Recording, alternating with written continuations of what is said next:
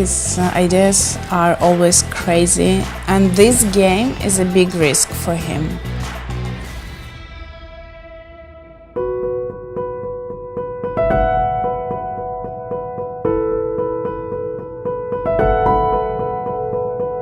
Everything started when I met Richard. When we were engaged, we decided to make Seducer 1.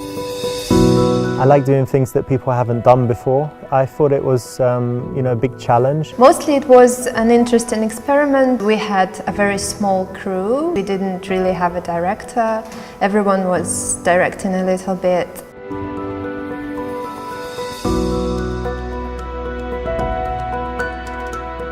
I lived a very quiet, happy life. I'm very lucky to not need to work too much. I managed to outsource a lot of the business, and so everything went a bit crazy with the game coming out.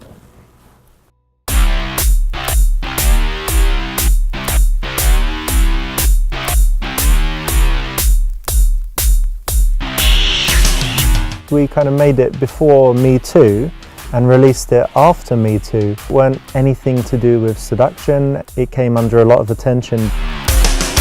We've got tons of negative press. Every day there was another article, and it was very personal. This guy is evil, sexist, it shouldn't exist. The Guardian said, "This is a Harvey Weinstein simulator. This is creating a new generation of abusers." There was an article in Italy even, so my dad was seeing it in the biggest Italian newspaper. There was a petition to ban the game. It got a few thousand signatures. Some people were also discussing my acting or the way I look. Like, oh, this girl's Russian. Oh yes, she can't speak English. She probably doesn't understand anything he says. I was waking up in the morning feeling okay, but then reading something and just having adrenaline the whole day from it, so it was awful. It was really painful because I think it's easy for people to criticize you when they see you on screen, and they kind of forget that you are a real person out there somewhere. I'm just a guy, I just made a game, and people are so angry. I'm sure that if they could push a button to inflict pain on me, there are thousands of people that would be happy to keep pushing it, and that's not really a nice feeling. I started doubting myself. Shit, maybe I've done something bad. Maybe I'm evil. Maybe I've made something that shouldn't exist, an awful game. And one day when we woke up and there was a video by a really big YouTuber, Video Game Donkey. He was showing bits in the game and laughing, and all of the comments were like, this game looks hilarious, I need to get it, is it real, what is it? And on that day we got a lot of wish lists, people pre-ordering the game. In the end, positive feedback was greater than negative feedback.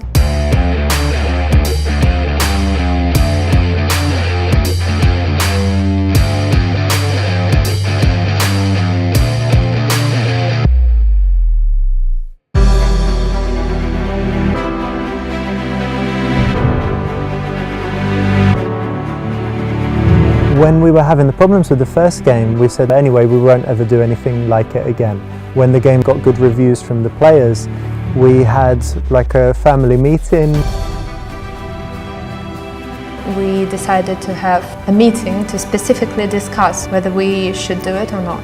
And I was saying, but the first game I couldn't do it as well as we could do it now. We learned so much, we can do it better. Many times I thought that it's not worth it filming the second part because it would involve all the same stress, but not to make a second one and to just give up would be like a loser move.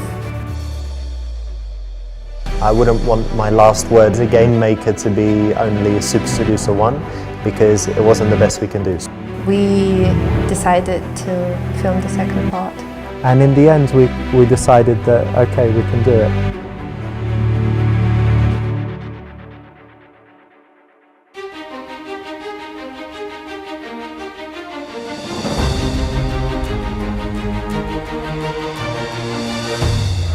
From the very beginning we decided that we didn't want to just repeat for the first one. We were going to make it better and bigger and more interesting. To make it look as good as possible, to make the script as good as possible, to have as good acting as possible. Yes, yes, yes, ooh. Pre-production for the second game was much longer than for the first game. We did take on board some of the criticism from the first game. Through reading all the comments, we were making notes. It's hard to deal with critics. You know, it's easy to say don't listen to them, but obviously you're going to listen to them.